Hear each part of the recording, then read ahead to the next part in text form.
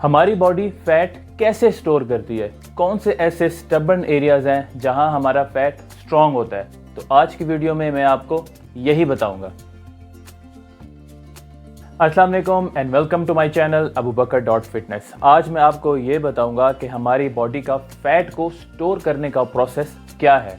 Glycogen वो जगह है जहां हमारा ग्लूकोज स्टोर होता है। फॉर एग्जांपल जब हम खाना खाते हैं, लाइक हम रोटी खाते हैं या चावल खाते हैं, तो हमारा स्टमक उसको ग्लूकोज में ब्रेक डाउन कर देता है। उसके बाद ये ग्लूकोज हमारे ब्लड स्ट्रीम में जाता है। अब इस ग्लूकोज को या तो हम एनर्जी के थ्रू बर्न कर लेते हैं, लाइक हम एक्सरसाइज करते हैं या कोई भी फिजिकल एक्टिविटी करते हैं। और अगर हमारी कोई फिजिकल एक्टिविटी नहीं होगी, लाइक आप सारा दिन बैठे रहते हैं, चाहे आप ऑफिस में हैं चाहे आप घर पे हैं, तो अगर आप उसको बर्न नहीं करेंगे तो हमारी बॉडी उस ग्लूकोज को ग्लाइकोजन में स्टोर कर लेगी। तो हम इसको ग्लाइकोजन टैंक का नाम दे देते हैं, यानी जहां हमारा जो ग्लाइकोजन है वो स्टोर होता है, या ऐसी एनर्जी जो बैकअप के तौर पे हम यूज़ कर सकें।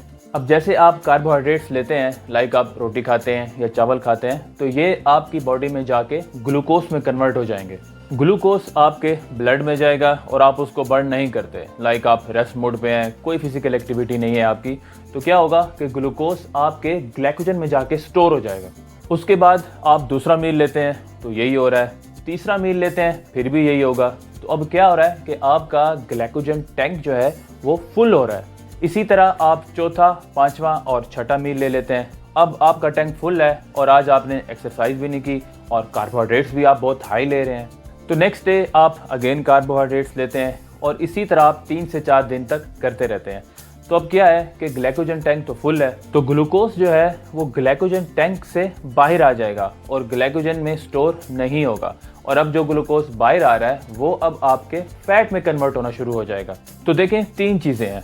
ग्लूकोज या तो आपके ग्लाइकोजन में स्टोर होगा, या फिर आप उसको एनर्जी के थ्रू बर्न कर देंगे, या फिर वो फैट में स्टोर हो जाएगा।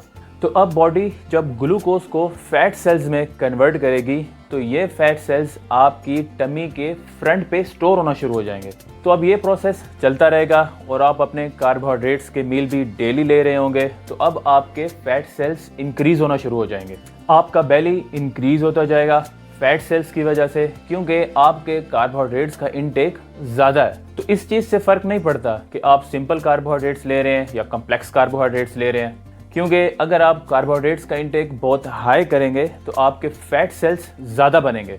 तो ये ग्लाइकोजन हमारे मसल्स में होता है, तो हम इसको मसल ग्लाइकोजन का नाम दे देते हैं। तो चाहे वो आपके आर्म्स हों, शोल्डर्स हों, हिप हो या स्टमक हो, फैट आपके इन सब एरियाज पे आ सकता है। वीक बाय वीक आपकी स्टमक की लेयर इंक्रीज होती जाएगी, फैट परसेंटेज भी इंक्रीज होगी और फैट मैस भी इंक्रीज होता जाएगा। अब ये प्रोसेस महीनों और सालों तक चलता रहेगा और आप एक्सरसाइज भी नहीं कर रहे होंगे, और अगर कर भी रहे होंगे तो उससे माइनर डिफरेंस आएगा, क्योंकि आपके कार्बोहाइड्रेट्स का इंटेक बहुत हाई है।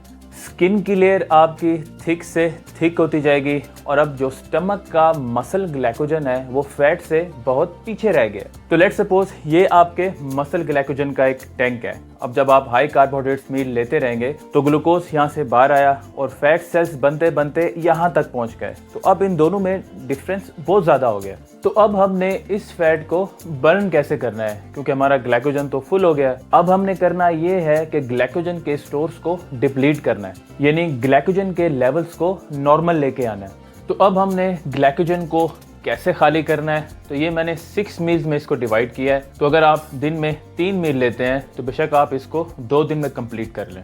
मील 1 में आप लेंगे नो कार्बोहाइड्रेट्स, मील 2 में नो कार्बोहाइड्रेट्स, मील 3 में आप कार्बोहाइड्रेट्स लेंगे, मील 4 में अगेन नो कार्बोहाइड्रेट्स, मील 5 में आप कार्बोहाइड्रेट्स लेंगे और मील 6 में नो कार्बोहाइड्रेट्स। और इसके साथ आपने एक्सरसाइज भी ज़रूर करनी है। तो अब आपकी कैलोरीज जो हैं वो बर्न होना शुरू हो जाएंगी।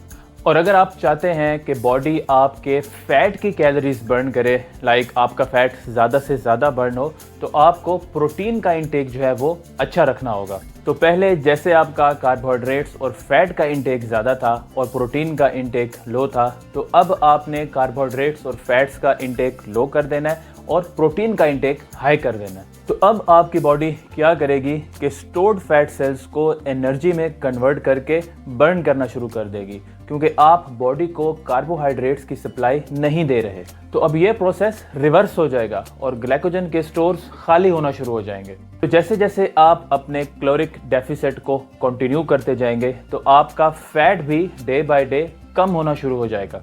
और डाइट के 4th और 5th डे आपने हाई कार्बोहाइड्रेट्स लेने हैं हर मील में।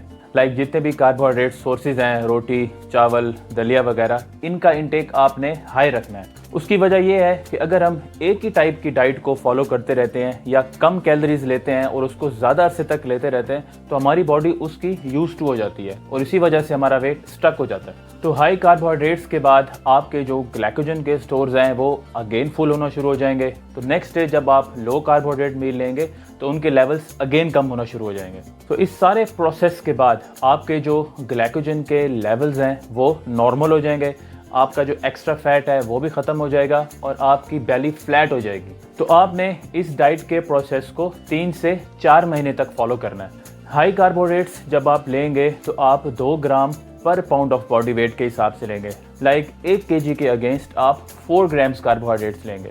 लाइक अगर आपका वेट 80 kg है तो जिस दिन आप हाई कार्ब लेंगे तो आप 340 ग्राम्स कार्बोहाइड्रेट्स लेंगे। प्रोटीन का इंटेक आप 1 ग्राम पर LB लेंगे, यानी 1 kg के अगेंस्ट आप 2 ग्राम प्रोटीन डेली लेंगे। तो चाहे कार्बोहाइड्रेट्स का इंटेक आपका डेली हाई है या लो है, प्रोटीन का इंटेक आपने यही रखना है। और फैट्स को आप 0.5 पर LB या 2.5 पर kg के हिसाब से ले सकते हैं। तो ये कार्ब्स का वीकली स्केड्यूल मैंने आपके लिए प्लान किया है। इसमें आप मंडे को लो कार्ब्स लेंगे, ट्यूसडे को भी लो कार्ब्स लेंगे, वेडनेसडे को हाई कार्ब्स लेंगे, थर्सडे को भी आप हाई कार्ब्स लेंगे, Friday no carbohydrates, Saturday no carbohydrates और संडे को अगेन आप हाई कार्बोहाइड्रेट्स लेंगे। और इसी तरह आपने इसको दोबारा रिपीट करना है। और इस प्लान को आप 3 से 4 महीने तक फॉलो करेंगे तो आपको बेस्ट रिजल्ट्स मिलेंगे। तो उम्मीद है आज की वीडियो से भी आपको काफ़ी फ़ायदा हुआ होगा। और अगर आप ओवरवेट हैं तो आज से ही इस प्लान को फॉलो करें। So I will see you guys in the next video.